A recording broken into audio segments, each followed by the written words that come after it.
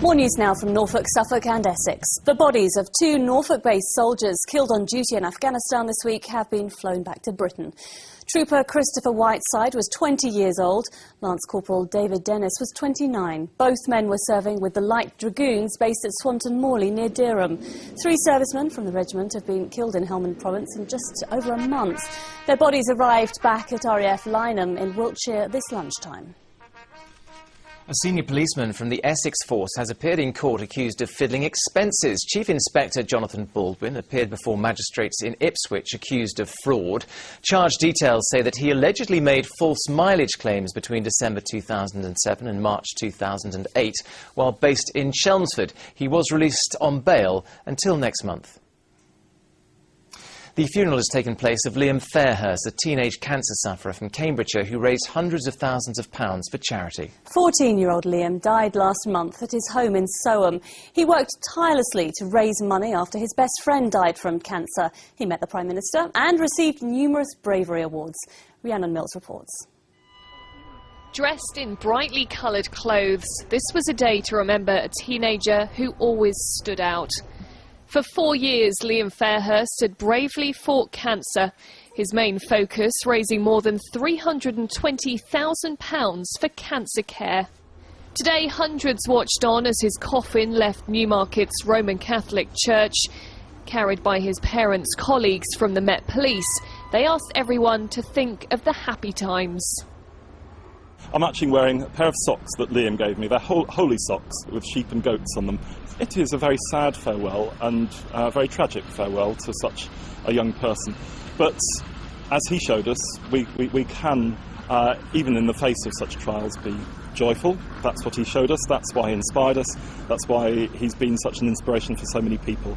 Through his fundraising for Click Sergeant, Liam had met everyone who was anyone. Impressed a Prime Minister and Hollywood stars like Olivia Newton-John.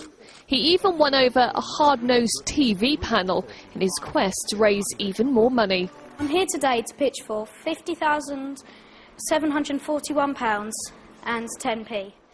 At Soham Village College, they've been remembering his achievements. They're already planning a more permanent memorial. He's made a huge impact on everyone he's met. He's made a huge impact on our students, many of whom are already talking about starting their own fundraising and trying to add to Liam's fantastic total that he actually managed to raise. And he'll stay on in people's hearts and minds for some time to come. Every time that Liam appeared on Anglia Tonight, he was full of energy and enthusiasm and loved being the centre of attention. Today, once again, the focus was on him, as hundreds of people have turned out to say their goodbyes. It was a day for tears, but also celebration. While Liam's life may have been tragically short, he's left an incredible, lasting legacy. Rhiannon Mills, Anglia News in Newmarket. A very special little boy. Work will start next week on a £70 million project to prevent traffic accidents on the A14 in Suffolk. The stretch of road will be fitted with traffic monitoring equipment which will warn drivers when they're approaching a queue. It's designed to cut the number of rear-end crashes and will also provide information on journey times and alternative routes. The work's expected to finish next year.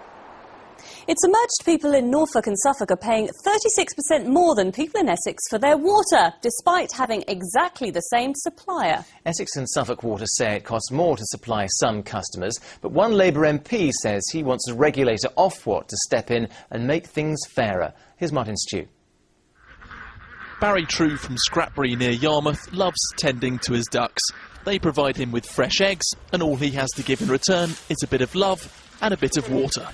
Lots of water.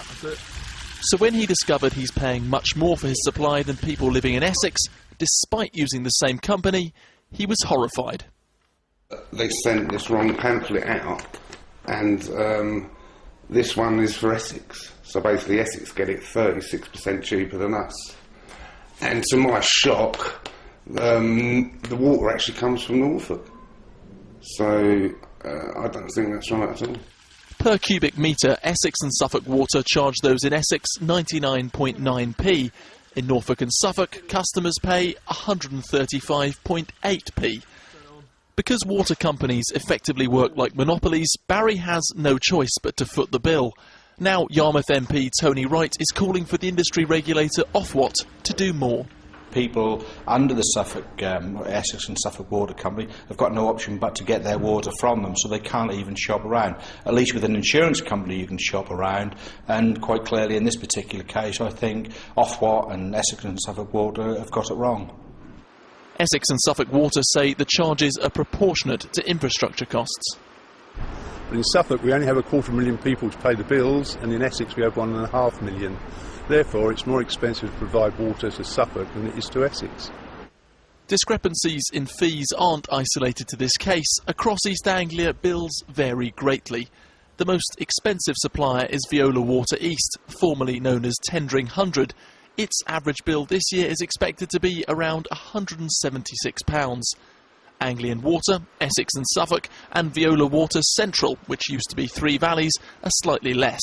The cheapest by some distance is Cambridge at £116. There you go, girlies. There's some water. Back in Scrapbury, Barry says he'll fight against his inflated fees. He wants Ofwat to help him clean up the system. Martin Stew, Anglia News, Scrapbury.